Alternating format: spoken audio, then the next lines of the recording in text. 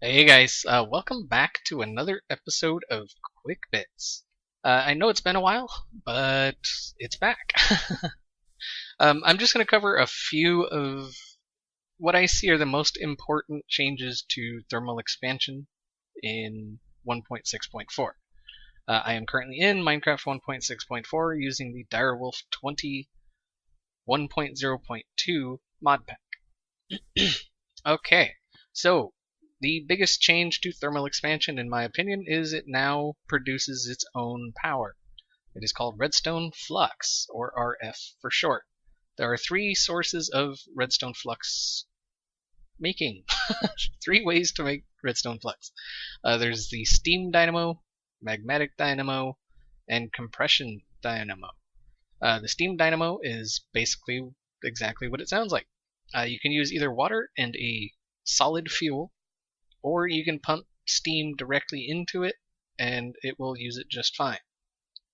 It produces 40 RF max per tick. The magmatic dynamo is exactly what it sounds like. It uses magma.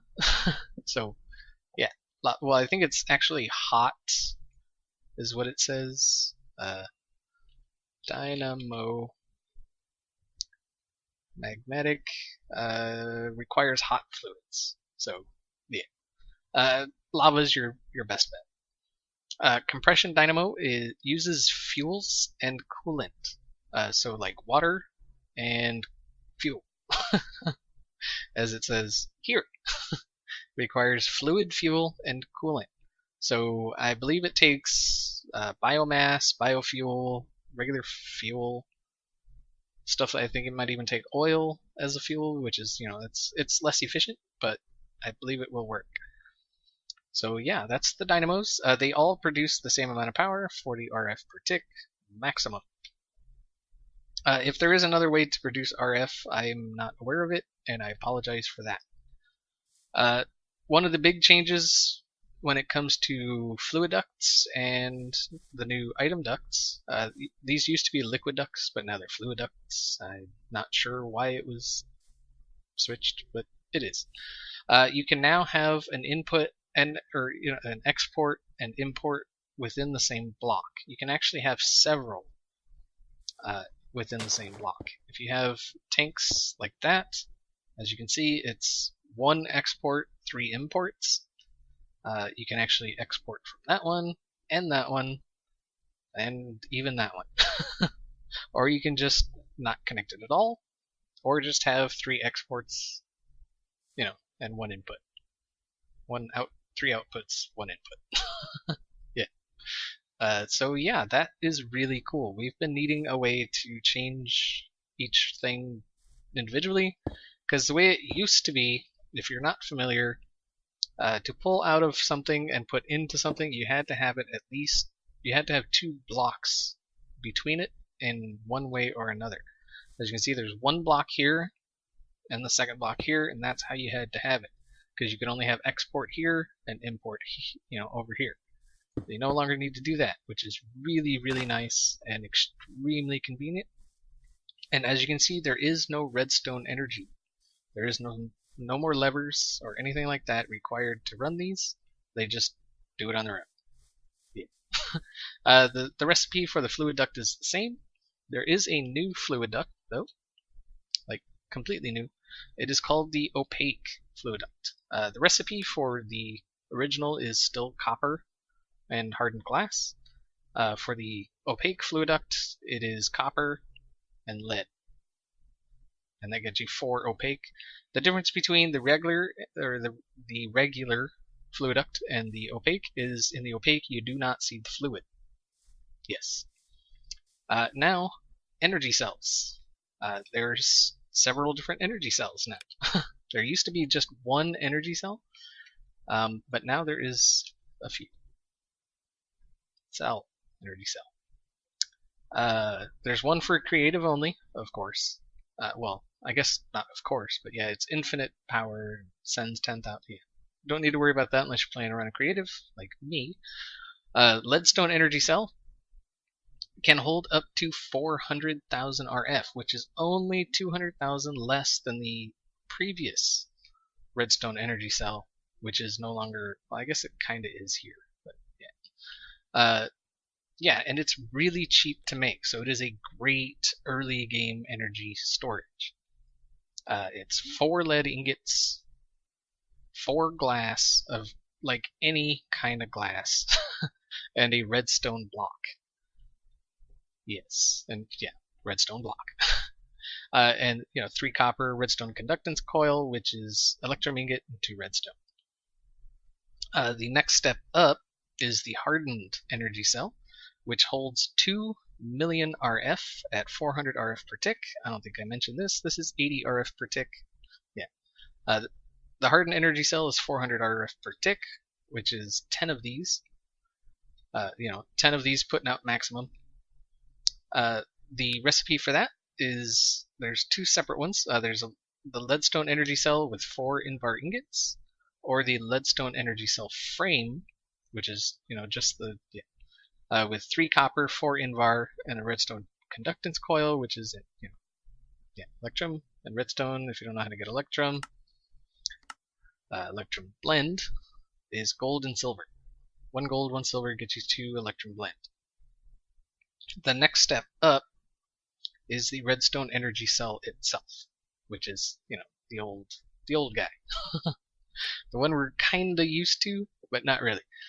It now holds 10 million RF, and it can receive and send 2000 RF per tick, which is really nice. The recipe for that, the redstone energy cell frame, same basic thing. Electrum, hardened glass, diamonds, gets you the empty energy cell frame. You fill it with 4,000 microbuckets of redstone in the fluid transposer, which is called now, and 3 electrum ingots, 2 lead ingots, and the redstone conductance coil, which is electrum into redstone. The big bad mamma jamma of the redstone redstone energy cells is the resonant energy cell. It holds 50 million RF and has a send receive of 10,000 RF per tick. That is massive. The recipe for this guy, the resonant, is the redstone energy cell, which we just looked at, and 4 endurium ingots. To make endurium, let's take a look at that. You need 2 endurium blend and 1 pyrotheum dust in the induction smelter. Yeah.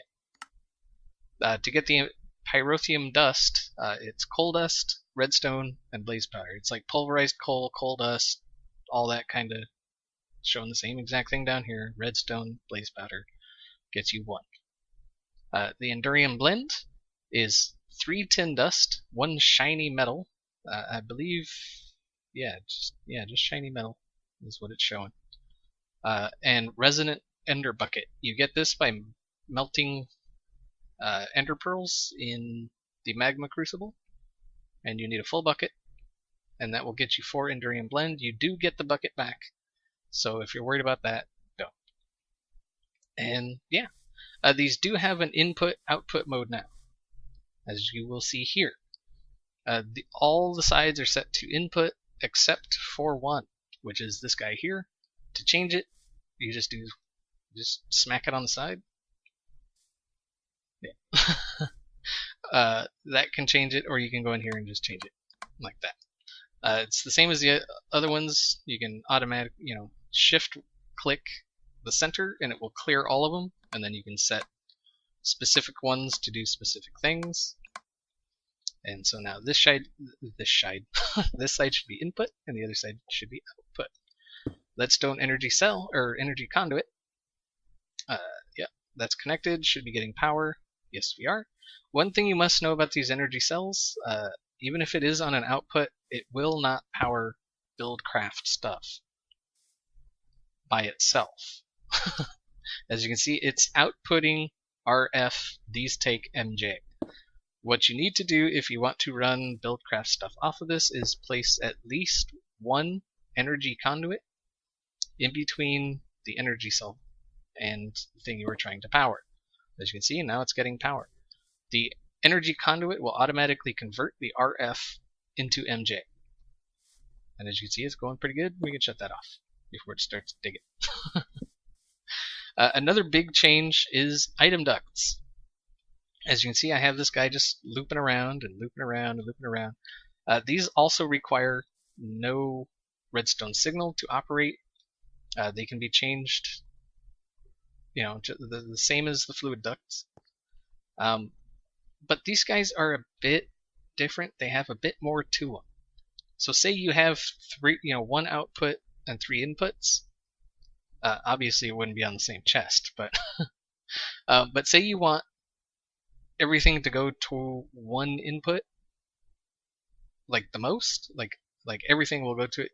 You right-click with your crescent hammer, and now you see this guy is vacuum mode. You give it a second to update, and you will see that even though there's other inputs, it will only go to this one. And I believe it will continue to only go to that one until the thing it's trying to go into is full, and then it will, work its way around to the rest of them. As if that's not cool enough, let's click on this export. Let's put it to round robin. What round robin means, from what I have noticed from watching this guy for a minute, it will alternate which direction it sends stuff. So if you want stuff, part of, say you're trying to recycle cobblestone and you only want, you want to keep some, but you want to recycle some, this will send some that way, and then some that way, and then some that way, and then so on, so forth. If you have another item duct there, it'll do the same thing. It'll alternate between the 3. And yeah, that is really cool.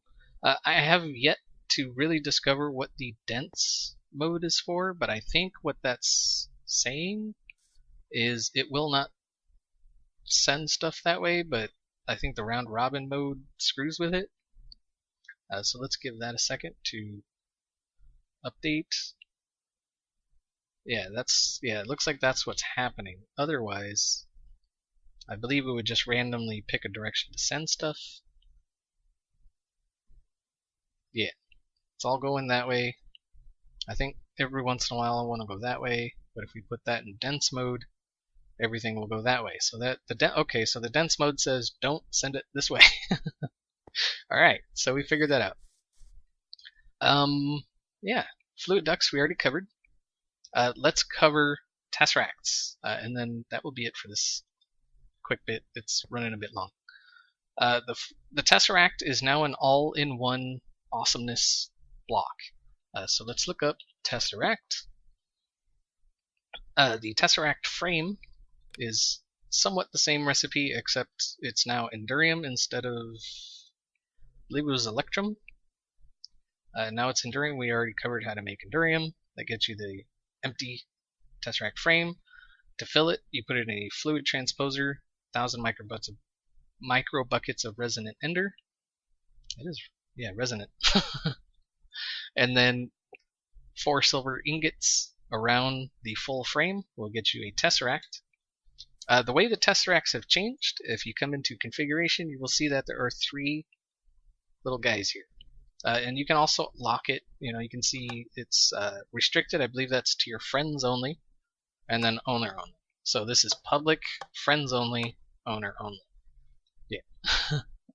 So we'll put it on public. We will set the configuration to send. So we want it to send, send, send. And this is for items, fluid, and energy all at once. So if we come up here, actually let's go over to this one. Let's break that and that. We will tell this guy to receive, receive, receive. So now it's sending none, receiving all. Very good. And this one is sending all, receiving none. Set that. Yeah, sending all. So now if we go boop and boop, let's put this on vacuum so everything gets sucked through here. We will see water's appearing here from there, and items are appearing here from there. So it now handles all 3 things at once. I'm not completely sure if there is like an efficiency loss if you're using it for more than one thing, but yeah, you can use it, for all three things. So it only requires 2 Tesseract, whereas before it may have, required 4. Like if you're running a quarry that's Energy Tesseract and Item Tesseract, now it only requires 2, that is awesome. I really dig that. So, yeah. Alright guys, that's going to do it for this quick bits. It wasn't so quick, but yeah. There's more changes, than what I covered here. I will cover more like in the episodes when I start, actually playing with this stuff. I just wanted to cover more of the major changes. So yeah. Alright guys, hopefully you enjoyed the episode, and I'll see y'all next time.